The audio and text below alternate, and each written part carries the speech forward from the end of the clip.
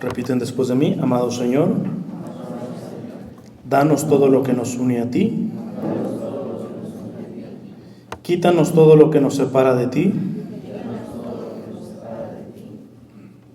líbranos de nuestro egoísmo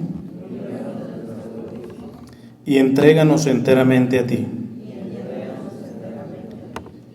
Que nunca se haga nuestra voluntad, sino siempre hágase la tuya. En nombre del Padre, del Hijo y del Espíritu Santo. Amén. Bien, en esta segunda charla voy a ser un poco más técnico, menos espiritual, en el sentido, a lo menos, de la primera charla. Es decir, que la primera charla lo que he intentado hacer es, pues, ir a lo más esencial, que es, si tú eres líder, tanto de tu casa como en un ministerio, tienes que ser padre espiritual. En tu casa también padre y madre terrenal. Tienes que, pues, hacer lo que está de tus manos para proveer las necesidades terrenales, ¿no? Pero también espirituales, ¿no? Porque estamos de paso, porque nuestra meta es el cielo. Pero en el caso de los grupos, la iglesia es muy sabia porque no impone. Por eso hay muchos tipos de ministerios: Jóvenes para Cristo, Renovación Carismática, cursillos, encuentro matrimonial. Todo eso es muy bueno. Uno muestra la catolicidad de la iglesia, y la catolicidad en el amplio sentido. Primero, católico, ¿qué significa? Universal. Entonces, cuando ves un universo de ministerios, tú dices: somos católicos, ¿va? Pero también, inclusive, aquí, muy propiamente, la Iglesia Católica en los Estados Unidos se muestra más, porque aquí solamente hay de una nacionalidad. No. Es decir, que en los Estados Unidos se tiene de la riqueza de que la catolicidad también se ve en la diversidad. Yo ahorita, aprovechando de que está por acá, por el área, fui a misa a la Catedral de Cristo, que ya saben que ya abrió.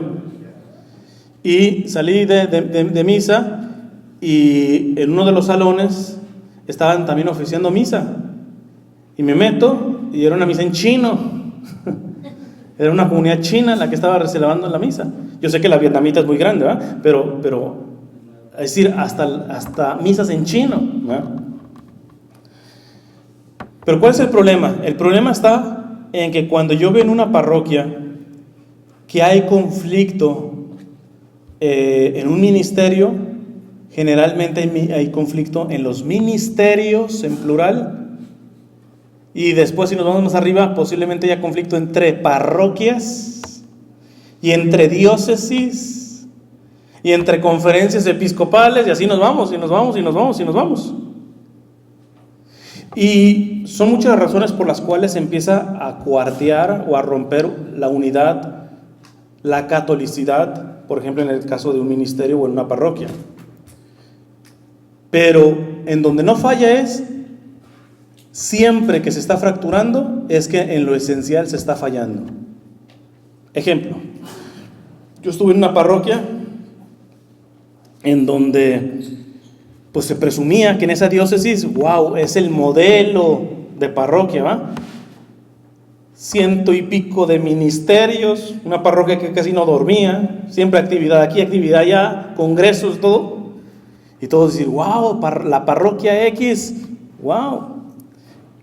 Y yo le dije una vez al vicario: padre, hay que tener cuidado, porque en lo esencial yo no veo que se esté, ahorita les voy a decir que lo esencial yo no veo que la cosa vaya bien.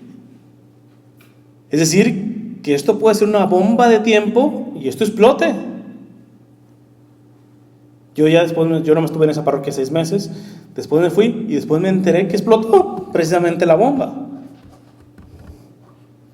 Empezó por uno de los líderes de X ministerio que tenía esta fama de santidad,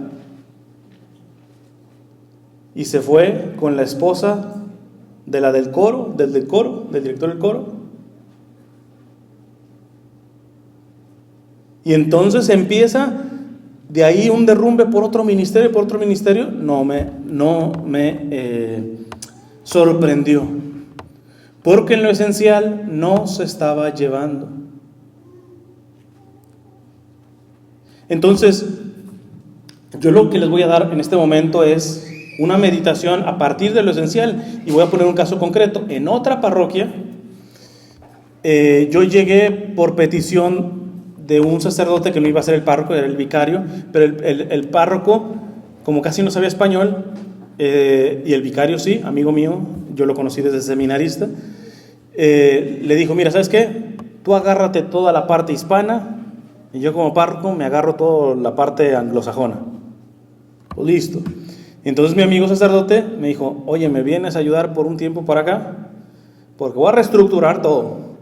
Y dice, porque veo que esta parroquia también era otra parroquia de las famosas, ¿verdad? Porque tenía 100 y pico y sigue teniendo un montón de ministerios. Y dice, yo no veo que la cosa en cosas esenciales estén bien. Y me dice, por ejemplo, el grupo de jóvenes, creo que lleva como 30 años de historia ese grupo de jóvenes. Pero dice, no es un grupo malo, pero es un grupo social. Lo único que es a hacer actividades para irse a jugar de fútbol o para un parque, y cuando están aquí reunidos, hasta los temas espirituales los tocan de manera bien superficial. Dice, o sea, no es un grupo malo, pero no es un grupo católico. Ese grupo mismo que estamos teniendo aquí lo pueden tener en una iglesia protestante o en el parque y no hay diferencia. Yo quiero que si es un grupo de jóvenes católicos, verdaderamente crezcan como católicos. Pues listo y hecho. Empecé a hacer una reestructuración, todo el paquete me lo dejó a mí. Y les voy a dar más o menos el resultado de esto. Yo sé que la asociación de ustedes ya tiene estatutos y tiene muy definido su carisma y todo esto. Pero si es católica, tiene que tener en alguna parte de sus estatutos esto. Y si lo tiene, hay que entonces revisar si se está viviendo, porque si no, les aviso, les va a tronar la bomba tarde que temprano. Miren, puse primero un objetivo, dividido en dos partes. Fue vivir en gracia, es decir, no vivir ya para nosotros mismos, sino para Cristo que murió y resucitó por nosotros. Esa es la primera parte. Bueno, como comienza la primera parte, no es toda la primera parte. Vivir en gracia. La pregunta sencilla es, ¿en su ministerio los líderes procuran, trabajan, se esfuerzan por vivir en gracia? Si no, pues por mucho que prediques bonito, cantes bonito o hagas el servicio que quieras bonito, ya empezamos mal. ¿Qué es la gracia? La vida de Dios en uno. ¿Cuáles son las fuentes de la gracia? ¿Alguien me diga? ¿Por dónde Dios nos da su vida, su gracia? ¿A través de qué? De los sacramentos. Rapidito, no digan para que no saquen el cobre, ¿verdad? ¿Cada cuándo te confiesas? Si tú no te estás confesando, ¿qué estás dando como líder? Si el objetivo de cualquier grupo o ministerio católico tiene que ser vivir en gracia. Precisamente conectado con lo que la primera charla, porque si la mete a ser santo y es ser semejante a Jesús, tú dime, ¿cómo se puede ser semejante a Jesús sin Jesús adentro? Y no, entonces los ministerios, yo sé que en algunos se enfocan más en la oración, otros en la formación, otros en el servicio a los más necesitados, pero todo, absolutamente, esto es una cuestión esencial. Todo ministerio católico, a lo primero que le tiene que tirar es a vivir en gracia. Porque no da la misma servir con gracia que sin gracia. Pongo un ejemplo. Yo puedo tener una gran capacidad de predicación.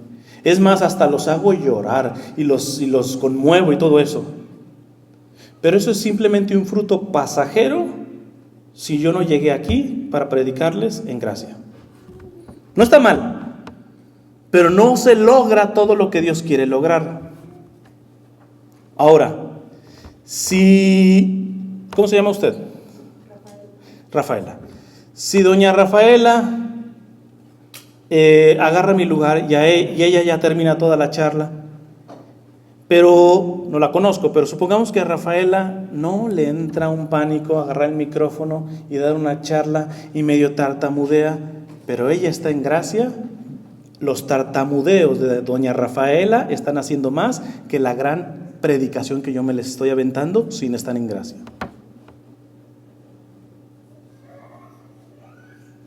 Eso sirva para también, nunca desprecien al que está adelante. Ay, no, ya se levantó este del grupo. Generalmente cuando ya los conocen, ¿verdad? Porque uno cuando llega por primera vez, ay, pues sí, es el evangelizador que llega. Pero cuando es uno de tu grupo, etcétera, no, este ya se levantó, es súper aburrido, etcétera. Pues mira, con todo y que fue aburrido, si ese está hablando desde una vida de gracia, te está beneficiando. Y puede llegar alguien que sea el súper predicador, si no está en gracia, no te ayuda mínimo todo lo que Dios pretendía ayudarte. ¿Por qué? Porque si la gracia es vivir tener la vida de Cristo, de hecho eso es lo que es el pecado. Por eso alguien que muere en pecado mortal no se salva. ¿Por qué? Porque sacó a Jesús, la vida de gracia. La gracia es la vida de Dios y la sacaste, la mataste, por eso es pecado mortal. ¿Y una persona que está en pecado mortal puede hacer cosas buenas? Sí, pero no puede hacer cosas santas. Porque la santidad viene del santo, que es el que es Dios en la vida de gracia. Entonces podemos ver a alguien que puede estar en pecado mortal y hacer cosas buenas, y vale, son cosas buenas. De eso, a que está haciendo cosas malas, imagínate. Pero alguien, supongamos que pongo a veces siempre el ejemplo del papelito que nadie recoge. Está ahí en el piso y pasan y nadie recoge. Y doña Rafaela, que está en gracia, ve, nadie ve, y ahí agarra ese papelito y va y lo tira a la basura. Ese sencillo acto de servicio, de agarrar ese papelito y tirarlo a la basura, lo puede ofrecer por pasado, presente y futuro, porque el mérito de eso no es el mérito de doña Rafaela, sino de aquel que vive dentro de doña Rafaela, que es Dios, y lo abarca todo. Vean hasta dónde puede contribuir a la salvación de un alma una persona que está en gracia. Ni siquiera tiene que estar predicando, barriendo, y está salvando almas. Porque el que está barriendo ya no es Pepito. Bueno, sí es Pepito físicamente, pero ese Pepito, porque está en gracia, puede decirlo de San Pablo: ya no soy yo quien vive, sino es Cristo que vive en mí. A veces otro ejemplo que pongo, cuando hay jóvenes, aquí no hay tantos, ¿no? Tú te puedes tener tu carrera, tu doctorado, pero si no llevas una vida de gracia, tiene más sentido la vida de tu mamá, que no sabe ni leer ni escribir, pero con gracia hace sus frijolitos tan sencillitos que tú te comes. Y ella se va a salvar por vivir en gracia y hacer con amor y unir a sus méritos y a los méritos de Jesús en esos sencillos frijoles, que tú, con todos y tus títulos, con todos y tus carreras, con todos y tus premios, pero no vives en gracia. Entonces, el padre me dice, me reestructuran. Pues si lo voy a reestructurar y él quiere verdaderamente un grupo católico, ¿qué es lo primero que tiene que tener un grupo católico? Promover la vida en gracia. Ahora, cada quien lleva su proceso, tranquilo. Porque hay algunos que, porque van más avanzados, ven al otro de rebajo. No. Aquí hay que respetar el proceso de cada quien. Aquí el punto está en que si tú como líder estás motivando a la gente en vivir en gracia, y no solamente en el sentido de vayan y confiésense, vayan a la misa, etc. Esas recomendaciones, hasta una mamá siempre les dice: yo sí he hecho todo lo que he hecho, todo lo que tenía que hacer con mis hijos, porque yo siempre les dije que se fueran a confesar. Sí, doña, ¿y cuántas veces se confesaba usted? O sea, Motivar a la vida de gracia no es dar sermonazos de decir váyanse a confesar. Es comience usted, dé el testimonio usted. Y siempre que pueda y lo recomiende, ayúdelo.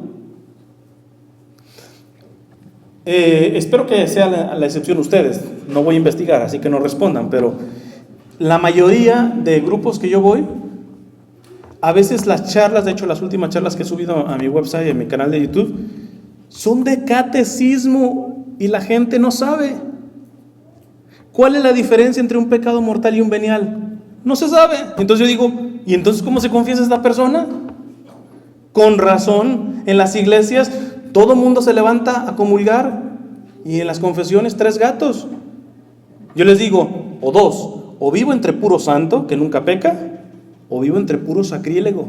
Porque comulgar en pecado, dice San Pablo, que el que come y bebe el cuerpo y la sangre del Señor en pecado, sin discernimiento, come y bebe su propia condenación. Es más grave comulgar en pecado mortal que no comulgar. Y ciertamente eso tendría que empezar desde el catecismo, pero estamos hablando de que tampoco en el catecismo estamos hablando de esto. Ponemos a los niños nomás a pintar. Y no estoy criticando ni a los catequistas ni a los que, porque a veces me han criticado, no, es que sí, los catequistas, una señora me decía, los catequistas de mi parroquia no enseñan las cosas bien y todo eso. Ok, ¿por qué usted no se mete de catequista? Porque es otra, para quejarnos todos, ¿va? Mínimo estas mujeres o estos varones que están dando el catecismo, a como pueden, están tratando de formar. Pero hay que decirnos una verdad, ¿están formando bien? No. Los ministerios y ustedes como líderes, si yo les hago un examen de cosas básicas, diferencia entre pecado mortal y pecado venial, ¿cuáles son los pasos para confesarse? ¿Lo sabrían? No me digan para que no llore. Pues entonces tú dices, aunque la asociación tenga sus estatutos y todo esto, esto es cuestión de todo grupo católico, de todo ministerio católico. Y si no vamos a la raíz, los estatutos no nos van a servir de mucho. ¿Por qué? Porque es querer meter el segundo gol antes del primero, pues. Vamos metiendo primero el primer gol. Entonces, el objetivo, yo dije, bueno, si el padrecito realmente me está dando el respaldo, porque gracias a Dios se trabajó muy bien porque hay un sacerdote que creía en esto. Desafortunadamente no muchas veces he podido hacer esto porque los primeros que no están cuidando lo esencial son desafortunadamente los sacerdotes, pues ahí que puede hacer uno, ¿eh? Pero bueno, este padre sí, pudimos trabajar muy bien. Entonces puse vivir en gracia, es decir, no vivir ya para nosotros mismos, sino para Cristo que murió y resucitó por nosotros. Lo hacemos a través de una espiritualidad eucarística, usando como recursos reuniones semanales, que les digo, muchas de estas cosas no les van a servir porque se aplican mucho al grupo que estaba yo reformando, en las cuales se alterna la adoración al Santísimo, formación de la fe, apostolado e integración grupal.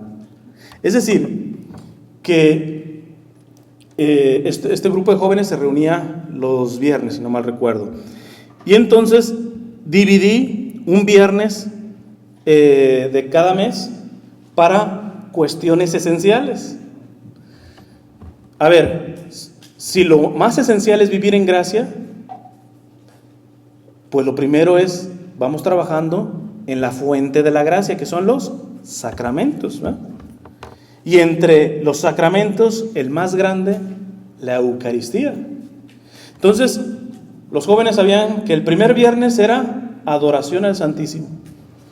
Déjate que de temas, déjate de lo que sea, adoración al Santísimo. El segundo viernes les puse formación en la fe. Ahí es donde yo catequizaba, donde daba formación. ¿Por qué? Porque muchas veces les digo, es mucho oración, es mucho aplaudir, es mucha dinámica, es mucha música y todo eso. Pero, de hecho, este padre me decía que la última reunión que habían tenido este grupo, antes de que yo llegara, habían hablado de los ángeles y hicieron, dice, los cubanos dicen, un arroz con mango, o sea, una mezcladera entre cosas de los ángeles que son católicas con cosas que son de la New Age y todo esto. No, también hay que ponernos claros en la cuestión de la formación. Entonces, el segundo viernes se daba formación. Tercer viernes se daba apostolado, que es otra cuestión esencial. Dice el Concilio Vaticano II que la fe se fortalece dándola. Hermano, yo quiero que se fortalezca mi fe. ¿Qué tengo que hacer? Darla.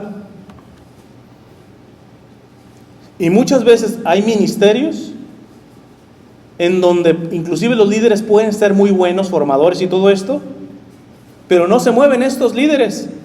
Y tienen a gente atenida, recibiendo, y nunca dan. Se van a echar a perder.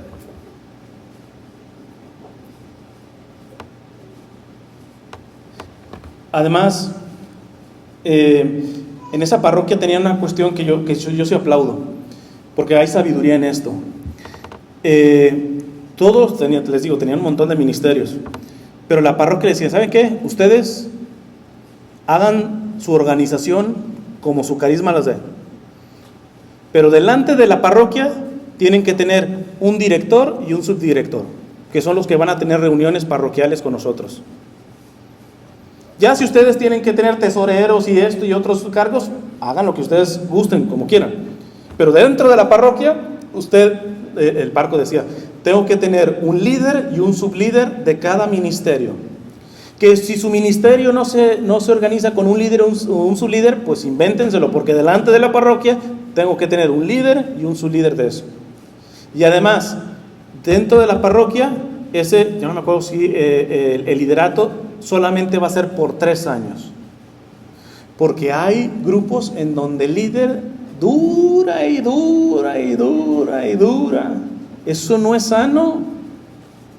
Decía un premio Nobel de literatura, lo decía en cuanto a los políticos, pero yo también le puedo aplicar en cuanto a los líderes, ¿verdad?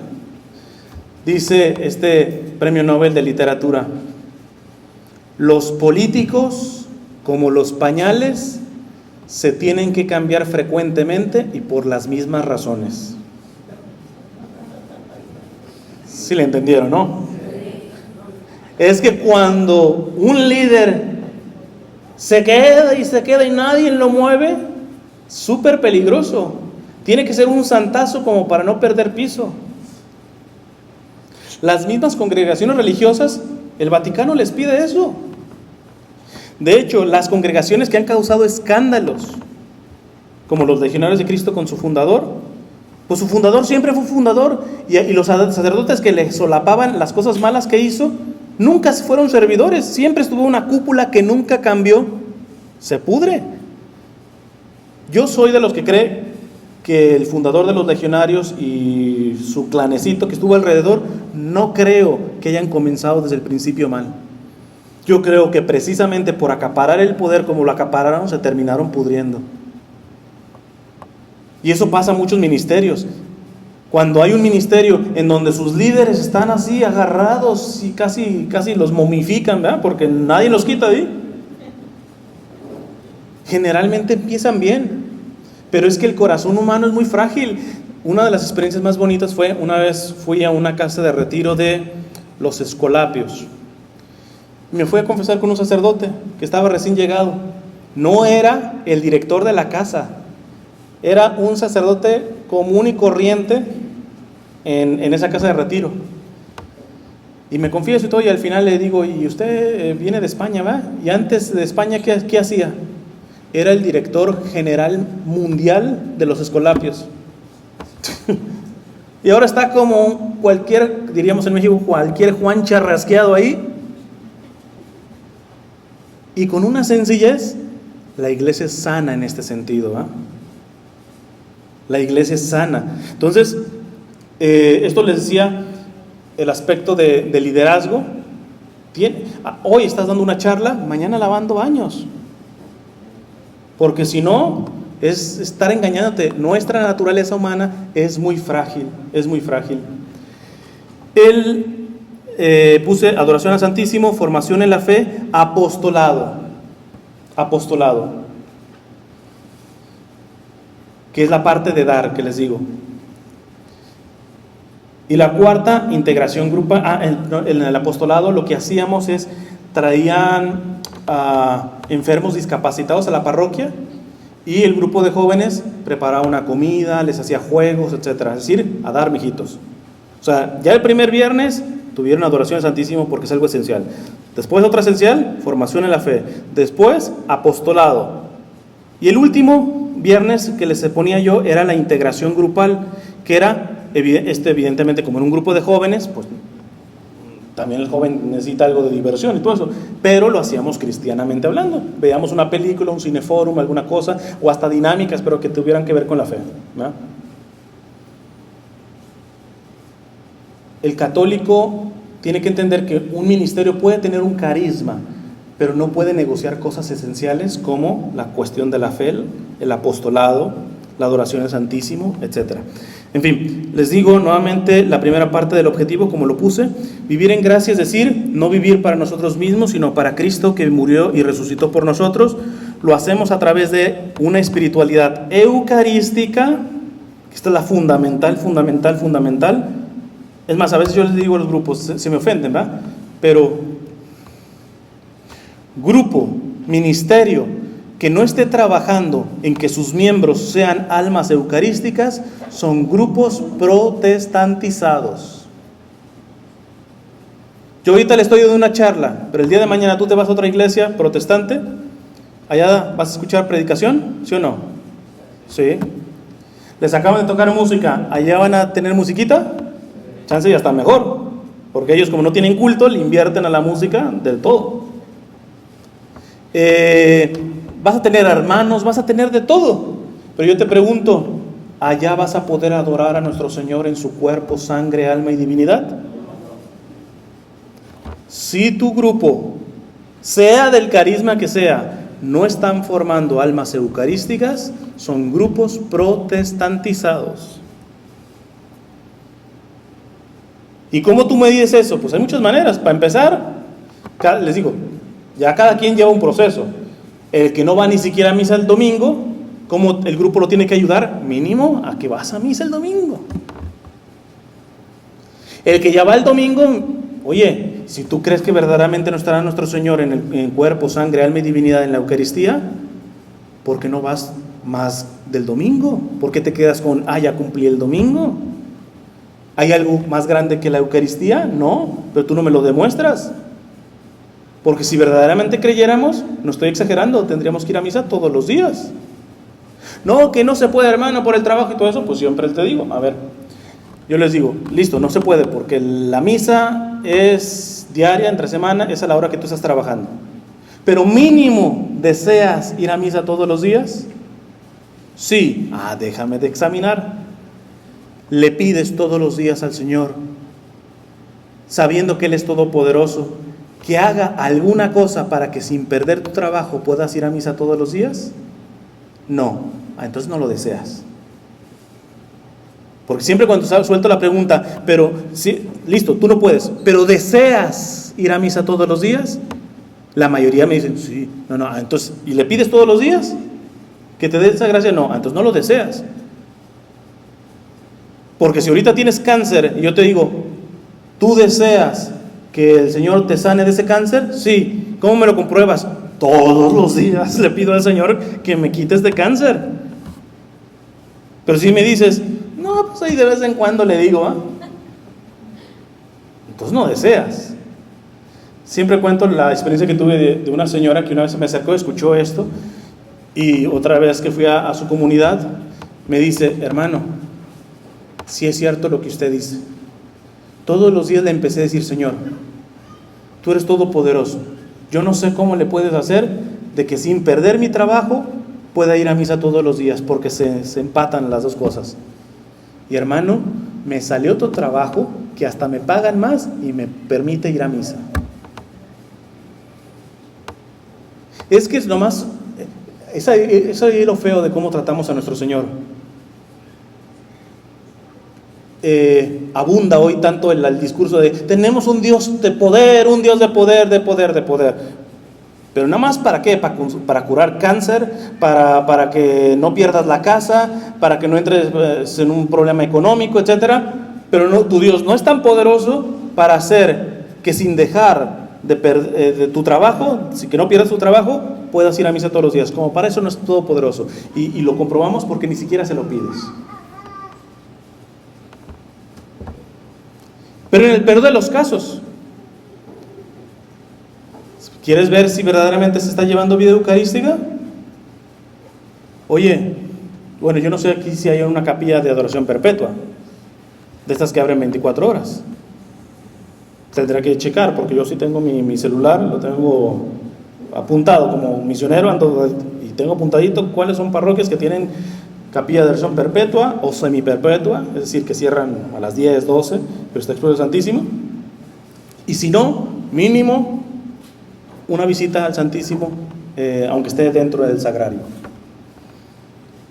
Me ha tocado hacer un rato de adoración afuera de una iglesia, en plena nevada, en un estado del norte, porque estaba cerrada.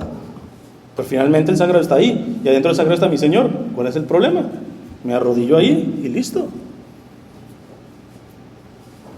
Entonces deja de que si lo haces o no lo haces, arde tu corazón por una vida eucarística, por recibirlo en comunión. Si no puedes recibirlo en comunión, mínimo por adorarlo, para acompañarlo.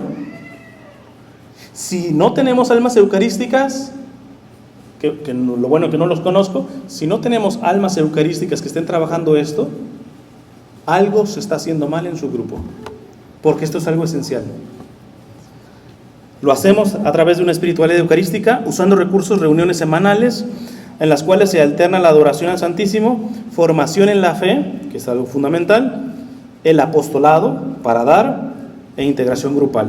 Y hay una segunda parte que les puse, porque siempre en los grupos puede haber personas que estén dispuestas a dar pasos más fuertes, de mayor compromiso, y eso no se pueden imponer. Entonces yo dije, mira, tenemos los viernes para todo el que quiera llegar, pero voy a darles una segunda opción para aquellos que también vienen el viernes, pero se animan a madurar un poquito a vapor. No quieren quedarse nada más por encimita, quieren agarrar las cosas en serio. Y esta es la segunda parte del objetivo que les puse. Entrar en un proceso más intenso de conversión, inspirados en las primeras comunidades cristianas. Lo hacen formando una pequeña comunidad o grupo de vida, donde se practica la Lectio Divina. La Lectio Divina es el método más antiguo para leer, meditar, orar, contemplar la palabra de Dios. La revisión de compromisos, tomaban unos compromisos ellos y se revisaban entre ellos, y la corrección fraterna, que es algo fundamental. En los estatutos de este grupo hice un desglose bíblico, porque esto no es opinión mía, esto tiene base. Si es algo esencial esto, es porque está en la Sagrada Escritura o en el Magisterio. Nada más les digo algunas citas para que no quede esto que yo me lo inventé. Por ejemplo, la vida en gracia. Algunas citas que nos dicen lo importante que es vivir en gracia. Hebreos capítulo 12 del 14 en adelante. Procuren estar en paz con todos y llevar una vida santa, pues sin la santidad nadie podrá ver al Señor. Procuren que a nadie le falte la gracia de Dios. Repito, procuren que a nadie le falte la gracia de Dios, a fin de que ninguno sea como una planta de raíz amarga que hace daño y envenena a la gente. En este sentido, si hay miembros problemáticos adentro del grupo, pero los líderes del grupo no están trabajando para que tanto líderes como miembros viven en gracia, pues te están contradiciendo. Porque mucho del mal comportamiento, de la cizaña, de cuando ya empieza algo mal en un grupo, revísale. Por ejemplo, la típica chismosa. Revísale y no lleva vida de gracia. Y si la lleva, nada más es una caricatura. Como aquella que cuenta el Papa, ¿va? Bueno, que se la contó un sacerdote al Papa. Dice este sacerdote que vio una señora que iba todos los días a misa, esta doña, pero saliendo de misa se tragaba medio mundo, hablaba de medio mundo, y un día se enferma, Y la señora vivía pegada a la parroquia y dice que desde el balcón se alcanzaba a ver la iglesia. Entonces va el padre, porque ella le pidió que fuera. Ay, padrecito, estoy enferma, ¿me podría traer la comunión? Le dice el padre, no, con la lengua que tiene usted, sáquela por la ventana y la alcanza.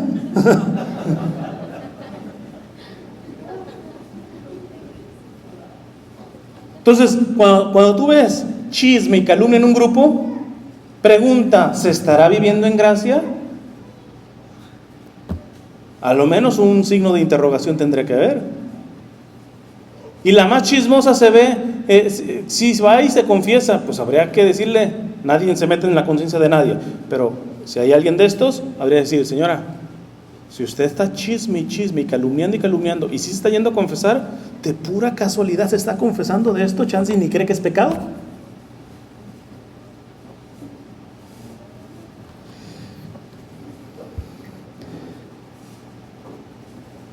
Procuren que a nadie le falte la gracia de Dios, a fin de que ninguno sea como una planta de raíz amarga que hace daño y envenena a la gente. También, ahorita se me acaba de venir otro.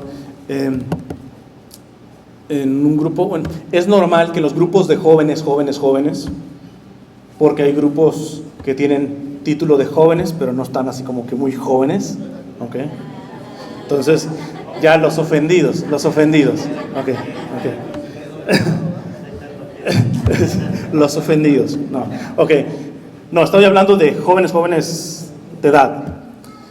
Es normal que un joven llegue a ese grupo, no por el Señor, seamos claros, ¿por qué vas?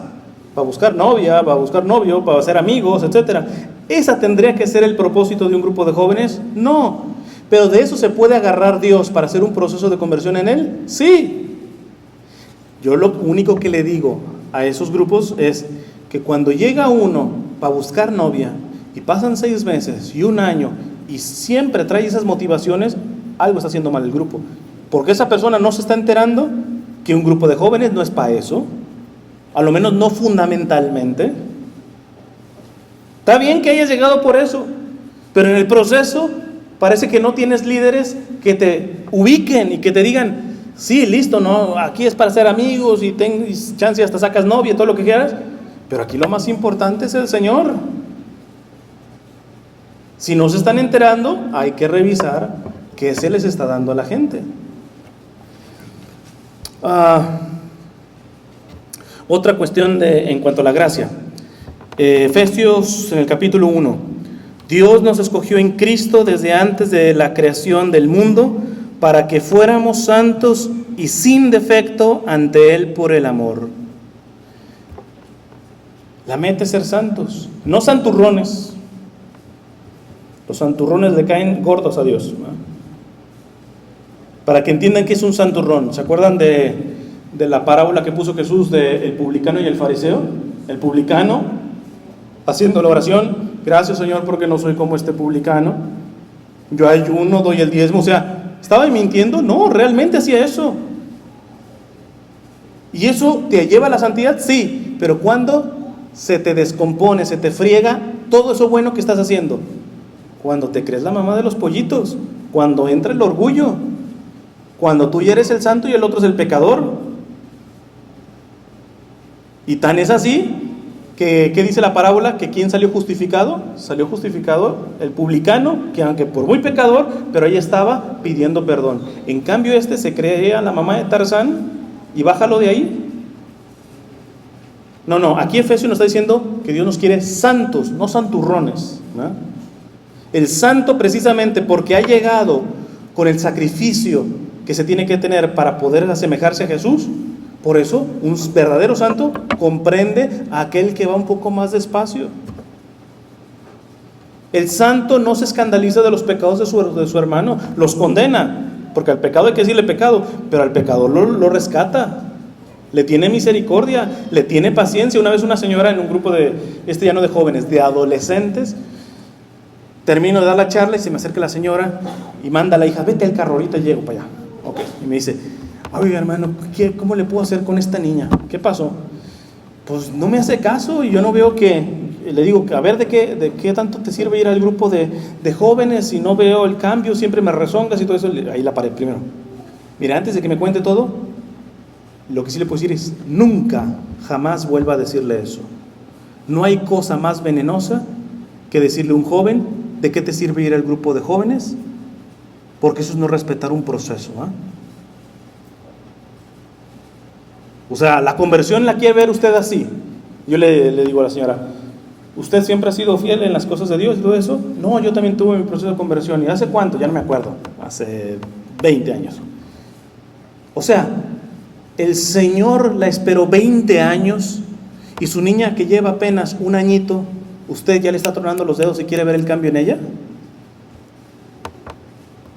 O sea, no le dije que era una santurrona, pero pues ojalá que la haya captado, porque en realidad es lo que estaba haciendo.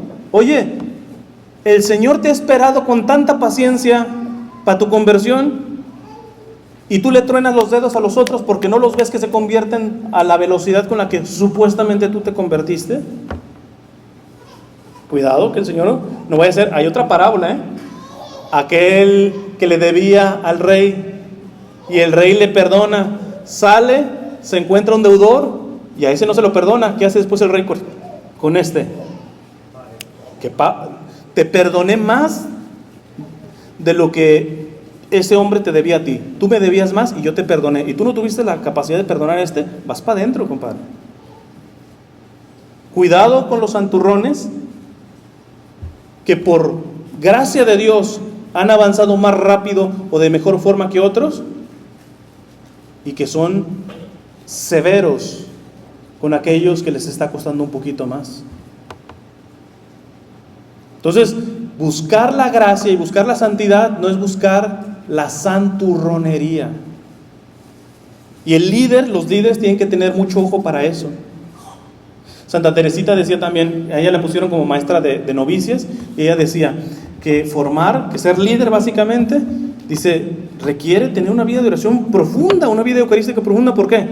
Porque tienes que diferenciar las cosas entre las almas. Dice, me doy cuenta que con unas me puedo hasta hacer débil, me puedo bajar hasta su nivel, que eso las ayuda a crecer, pero en otras, si me bajo a su nivel, van a abusar, y con esas tengo que ser fuerte.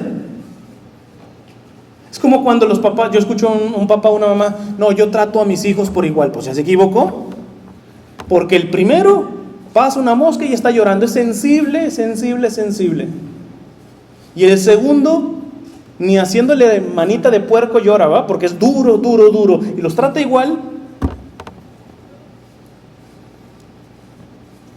Por eso un líder tiene que estar delante del Señor, porque Él es el único experto en esas almas, y decirle, Señor, tú solamente conoces a los que están a mi cargo. Dame la sabiduría, estoy aquí para que me estés dando la sabiduría de poder discernir si a este le aprieto un poquito más o le suelto. Que también ponen ese ejemplo de cómo traer un pajarito, ¿eh? Tú un pajarito lo aprietas para que no se vaya, pero ¿qué? Lo matas.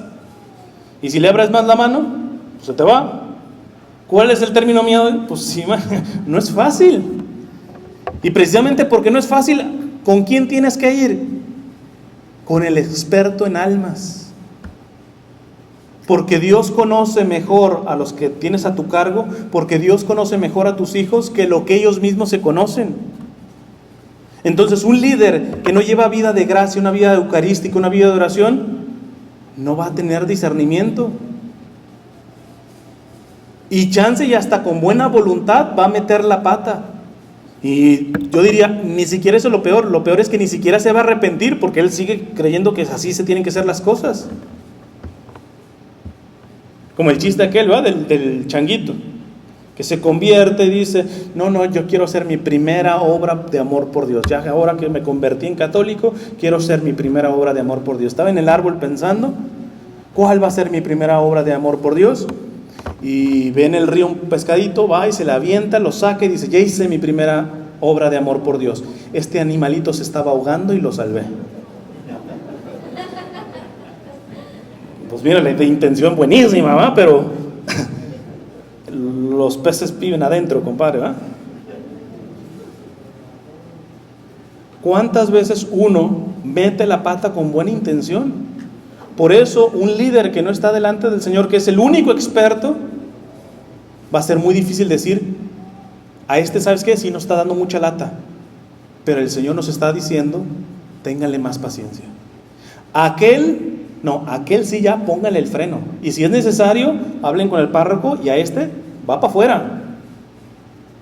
¿De qué depende? Pues de tantas situaciones que tienen que discernirse. Pero sin vida de oración y sin vida eucarística, inclusive con vida de oración y vida eucarística también se pueden meter la pata, pero esa es la diferencia. Metes la pata, pero sabes corregir, porque estás abierto al Espíritu Santo que te informe, ¿verdad? Pero el que hace las cosas bajo su criterio, no, así las cosas que se hacen y no tienen nada de oración y todo eso, se va a equivocar y nunca va a corregir, porque se enterca, se pone en sus cosas, porque él, con que lo esté haciendo con buena voluntad, pues la buena voluntad, como el changuito, no le alcanza. Te tienes que dar cuenta que aunque tengas buena voluntad, puedes estar haciendo daño. ¿Ven por qué esto es esencial? Porque esto tiene que aplicar a todo grupo. Pero bueno, les digo sobre algunas citas sobre la espiritualidad eucarística, que es algo esencial. Juan 6.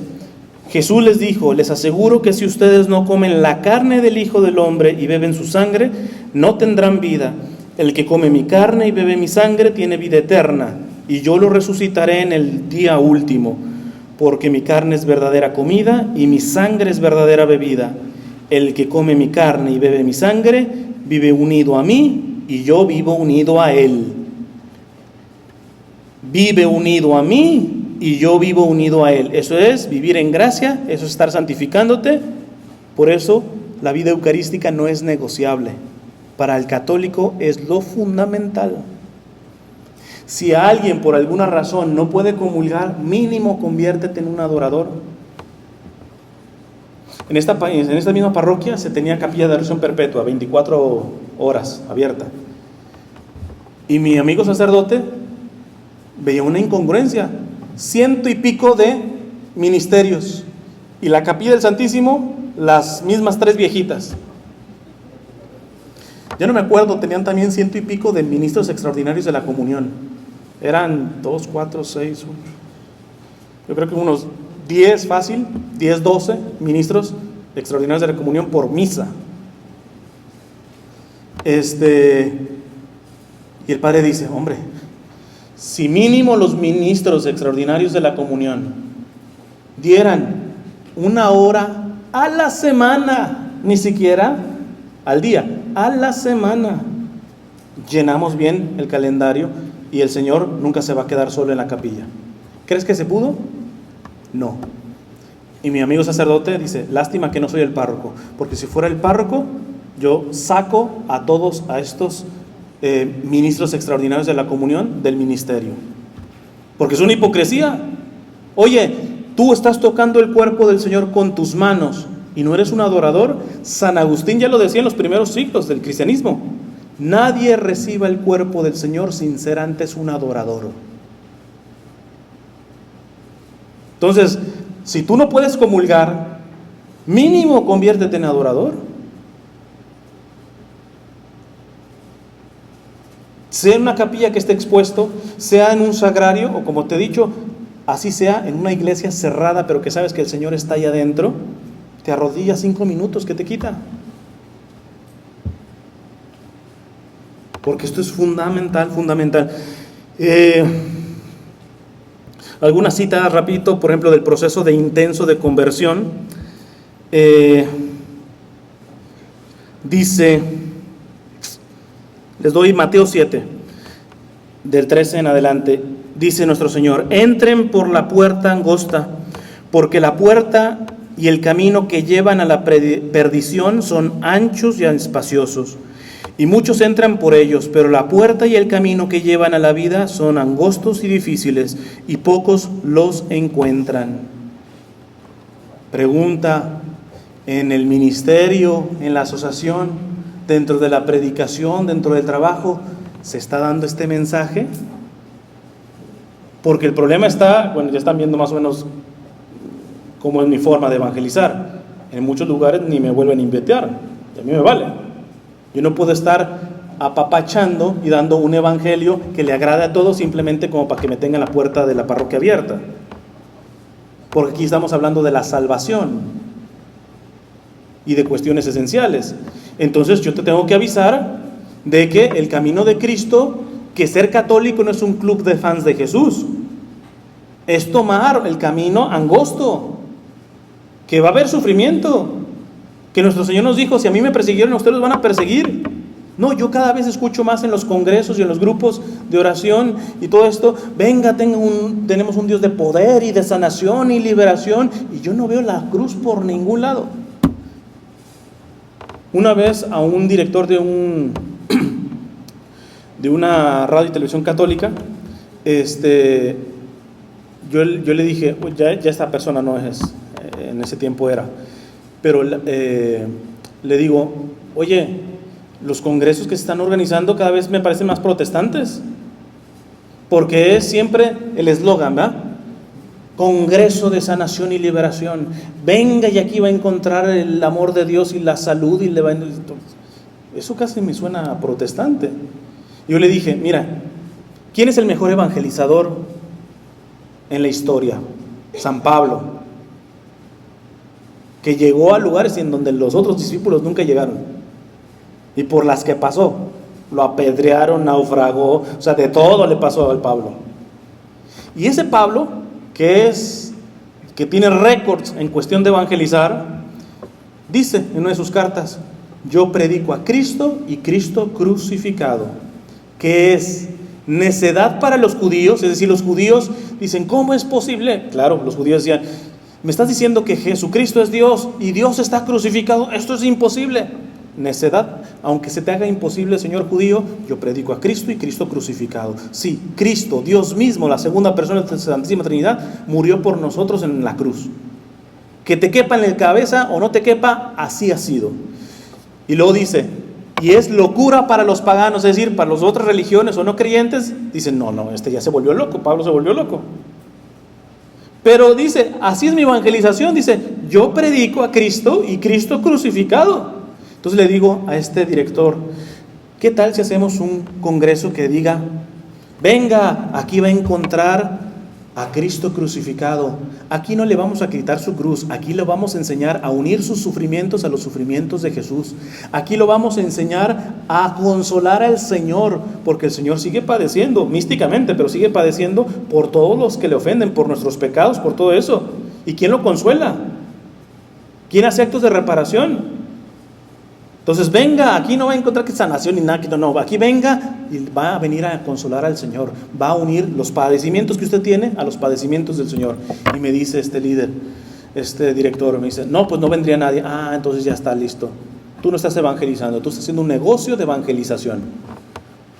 El título de tus congresos: venga, aquí va a encontrar sanación y liberación y que todo este tipo de cosas, ¿sabes por qué? Porque tenemos a una gente católica ya protestantizada. Misa mañana, 3 gatos. Misa de sanación, lleno. ¿Cómo? O sea, que alguien me explique cómo es eso. ¿Que la misa no es la misa? ¿Por qué las mentadas misas de sanación las tenemos llenas y las misas, entre comillas, regulares, 3 gatos? Porque en pocas palabras no estamos por el Señor, estamos por los milagritos del Señor. Ya en ese momento estamos dejando de ser católicos, porque esa no es la espiritualidad católica. A Dios se le ama por Él mismo, no por lo que recibimos de Él. Yo tengo una frase que les digo que casi la patento, que es: quien ama al Señor por lo que recibe de Él, su fe tiene fecha de caducidad. Como la leche, un día se le va a cortar, se lo prometo. Si usted anda amando al Señor y anda atrás del Señor nada más por sus milagritos, le firmo que tarde o temprano va a perder la fe. Porque el Señor, en todo su derecho, un día te puede quitar todo lo que te ha dado. ¿Qué? ¿Le vas a reclamar? ¿Él tenía obligación, para empezar, de darte todo lo que te ha dado, como para que le reclames cuando te lo quite? No. ¿Y te lo puede quitar? Sí. Y si tú estabas por lo que recibías de Él, ahora que te lo quitas, adivina en qué va a quedar tu fe. Entonces, ¿ves por qué esto es serio? Porque esto es la base en la cual se tiene que meditar.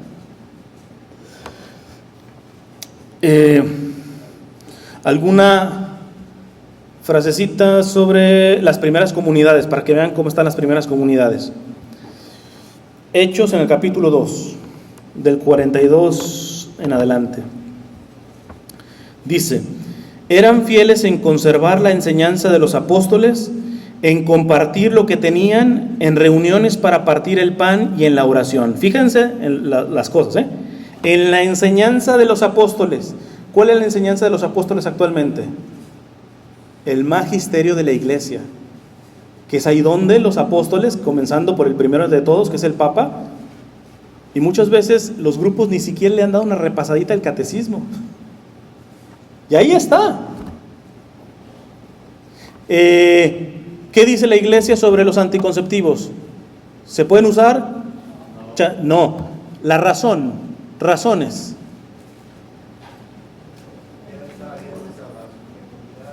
Ya, pero tú dices, ¿cuál es el problema? Que esté abierto en un rato y en este momento no. O sea, nomás le saco ese tipo de cuestiones y la iglesia nos enseña, pero el problema es que no se está hablando de eso. Entonces la formación está cojeando ahí y eso se va a romper. No hace mucho, desafortunadamente, ya se molestó una amiga que empezó muy bien en la fe y todo eso, pero bueno, lo que le pasa a tantos jóvenes, empiezan a estudiar y les digo, se sienten la mamá de Tarzán porque ya saben tanto y les va bien en la vida, ya empiezan a ganar dinero y todo eso. Yo estoy convencido que con oración va a volver, ¿va? Desafortunadamente se ha cerrado y parece que le toca estrellarse, que no quisiera, ¿va? Porque las estrelladas son duras. Pero una de las cosas que me salía era la cuestión de si es que yo ya no me puedo sentir católica, por ejemplo, porque la iglesia desprecia a los homosexuales. Para empezar, ¿eso es cierto? No. Entonces, la iglesia hace diferencia entre la actitud homosexual y el homosexual y bueno, pero ya ni siquiera está abierta para aprender eso. Le dije, vamos, nos sentamos y hablamos para que te enteres, porque chance es la pura calumnia. Porque muchos en las universidades, muchos de sus jóvenes, de sus hijos, van a las universidades y les cuentan cuentos chinos de historia, ¿verdad? Que la iglesia, la Inquisición y mató por esto y por esto. O sea, les dan medias verdades y se empiezan a construir cuestiones históricas que no son así. La Edad Media, cuando dicen la Edad Media, cosa oscura. Oye, cuando tú ves, en todas las épocas ha habido buenos y malos. Pero cuando tú ves que las catedrales hermosísimas, las universidades, las bibliotecas se hicieron en la Edad Media, tú dices, ¿y entonces cómo en las universidades me están diciendo que la Edad Media era oscurantista y todo eso? Nos están dando a tole con el dedo, como decimos en México. Y por falta de formación nos tragamos cada cosa de esas. La iglesia hizo esto. A ver, ¿quién dice? A ver, déjame yo investigo. No me la voy a tragar nada más así. No, ni siquiera, la tragamos todita. Pues sí, la iglesia hizo eso. Y entonces tenemos ya una actitud de católicos acomplejados, ¿verdad? Ya el católico no puede ni levantar el dedito porque somos los malos, la escoria y la basura del mundo. Los primeros cristianos, fíjate lo que decía Hechos 2, eran fieles en conservar la enseñanza de los apóstoles, en compartir lo que tenían, en reunirse para partir el pan, la Eucaristía y en la oración. Todos los creyentes estaban muy unidos y compartían sus bienes entre sí. Vendían sus propiedades y todo lo que tenían y repartían el dinero según las necesidades de cada uno.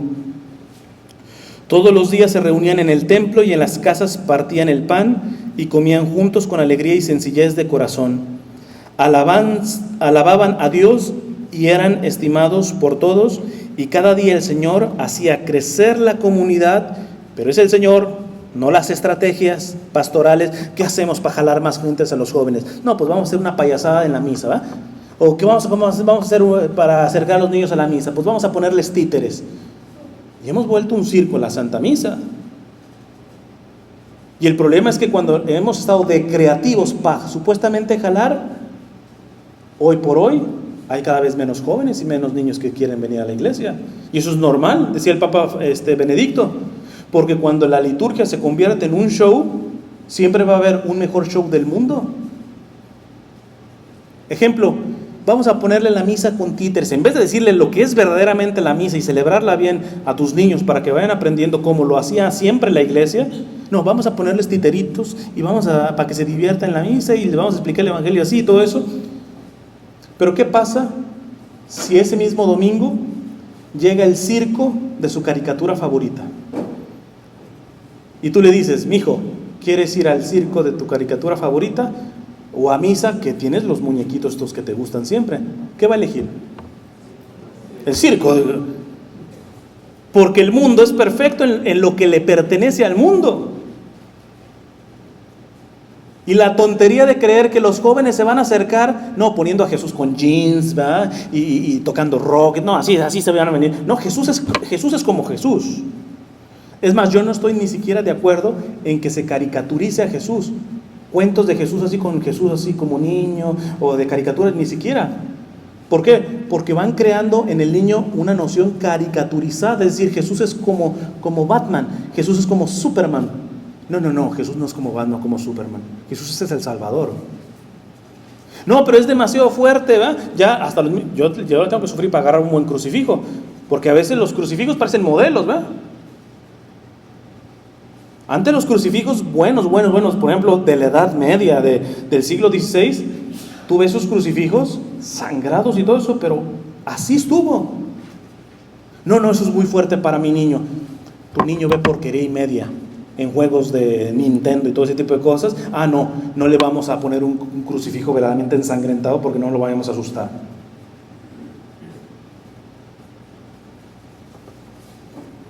O hemos evangelizado o hemos mundanizado el evangelio para que nos sea cómodo. Entonces nosotros ya no somos sal en la tierra. Entonces ya no somos signos de contradicción. Acá no se trata, les repito, de sentirnos los buenos y allá los malos, pero tenemos que ir en contra. Si al mismo Señor, más, les pongo otro ejemplo. Si tú eres fiel a las cuestiones del Señor, te van a llegar, por ejemplo, insultos. Pero ya los tenías que estar esperando. Porque cuando salen del retiro, listo, en un retiro de iniciación, Dios te ama y todo esto muy bien. Pero si ya el grupo no te ayuda a decir, no, pero el camino del Señor es de cruz. Cuando le lleguen las persecuciones a ese, se va a sacar de onda. Y yo le digo, ¿qué onda? ¿No te dijeron nunca que esto venía en el paquete? ¿Que la cruz venía en el paquete? No me dijeron. Me dijeron que Dios me amaba mucho, que me perdonaba y que todo eso. Sí, pero te dieron el paquete incompleto, compadre. Ahorita estás bien azorrillado, bien arisco, porque te está lloviendo por aquí, te está lloviendo por acá. ¿Y sabes qué? Eso viene en el paquete, eso es lo normalito, porque el que seguimos está crucificado. Cuando nos llegan las cruces a los católicos, no tendríamos que decir y asustarnos. Viene en el paquete. El problema es que no nos lo están diciendo. Y cuando nos llegan, nos escandalizamos y no perseveramos. Termino, a ver.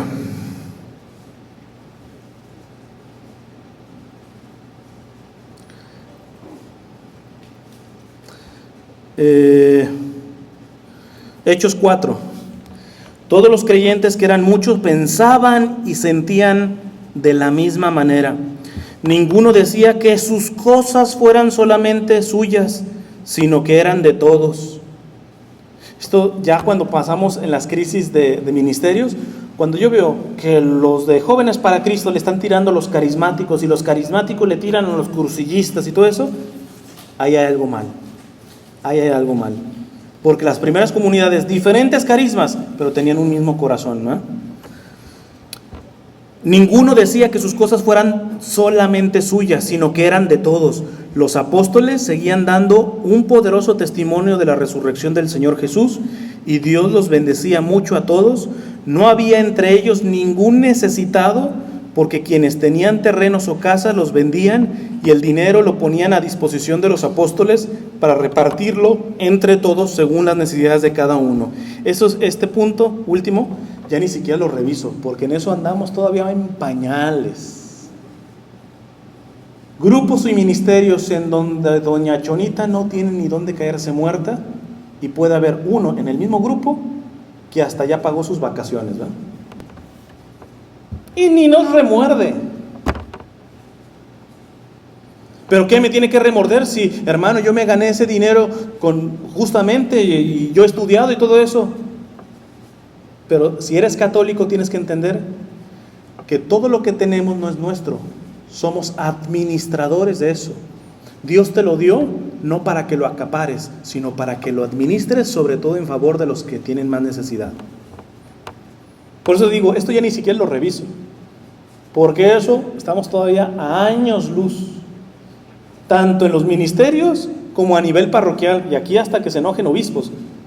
Yo no puedo entender como una parroquia, por ejemplo, que me tocó una vez, que las puertas de su parroquia estaban bien, pero se quería dar el lujo de tener unas puertas más bonitas, que costaron lo que necesita una misión donde yo estaba con migrantes para sostenerse en un año.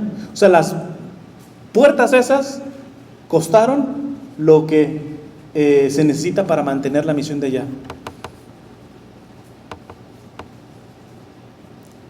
Por eso el Papa Francisco incomoda mucho, porque el Papa Francisco le toca mucho este lugar. Muchos católicos que andan diciendo no, que el Papa es un antipapa, que todo eso, y cuidado con estarse tragando y difundiendo esas tonterías. En el fondo son gente resentida en donde el Papa les está tocando la llaga. Podrán saber mucho de doctrina, pero son unos aburguesaditos que, como el Papa les está diciendo, hay que evangelizar en pobreza. Tú no te puedes calmar con simplemente salvar bebés, ser pro-life. No, también te tiene que doler tu hermano inmigrante, etcétera, etcétera. No, el Papa está levantando ampolla. Y entonces por eso le pegan por aquí, le pegan por allá. Pero si te fijas, es el Evangelio. Así vivían las primeras comunidades. ¿Qué nos ha pasado? Que nos hemos deformado. Por eso, en conclusión, esta segunda charla, mi punto es de que puedan llegar a lo esencial, a la búsqueda de la vida en gracia, a la vida sacramental, a la vida de oración, a la vida de adoración, a la lectura de la Sagrada Escritura. Son cuestiones esenciales. Al magisterio de la Iglesia, son cuestiones esenciales, porque estamos en un tiempo en donde el ambiente es demasiado agresivo. O sea, tu hijo, cuando va a llegar a la universidad, se va a encontrar con un profesor ateo. Y ya no basta con que le digas, no, pues rézate un rosario, mijo. Como San Pedro dice, hay que dar razón de nuestra esperanza.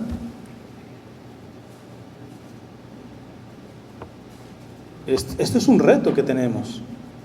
Y para eso los ministerios, dependiendo del carisma que cada uno tiene, siendo fieles a su carisma, pero siempre agarrado de cuestiones esenciales que aplican para todos. Si no se están haciendo bien las cosas, no hay problema. La pregunta es nuevamente, ¿quieres hacer bien las cosas? Porque a mí me preocuparía que no estén haciendo bien las cosas y ni quieran hacer bien las cosas. Quieran seguir de tercos, de esta y así cuadriculados. Ahí yo estoy de sobra y todo lo que les he dicho está de sobra. Pero si se quiere hacer algo, entonces empecemos a trabajar en esto. Vamos a hacer una oración para terminar. Cierren sus ojos en nombre del Padre, del Hijo y del Espíritu Santo. Amén. Señor, te damos gracias por este momento de reflexión en el cual nos hemos dado cuenta de que nadie da fruto si no está unido a ti. Pero estar unido a ti implica tomar también la cruz. Como seres humanos y que en plena honestidad tenemos que reconocer que la cruz nos da miedo, porque somos frágiles. Pero gracias al don de la fe, podemos decirte, Señor, no sabemos cómo, pero queremos serte fieles, tanto en las buenas como en las malas. Señor, te queremos pedir también la gracia de la sabiduría, del discernimiento, sobre todo porque tenemos personas a nuestro cargo. Señor, enciende nuestro corazón, que arda por la salvación de esas almas.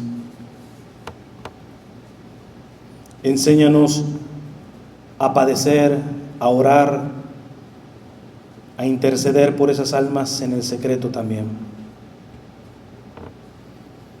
Y principalmente esto te lo pedimos por intercesión de la Santísima Virgen, que la misma Sagrada Escritura decía que podría haber cosas que no entendía, pero las meditaba en silencio en su corazón.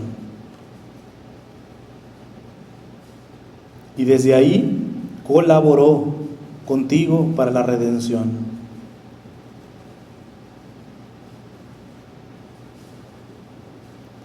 Por eso a ella le decimos: dulce Madre, no te alejes, tu vista de nosotros no apartes.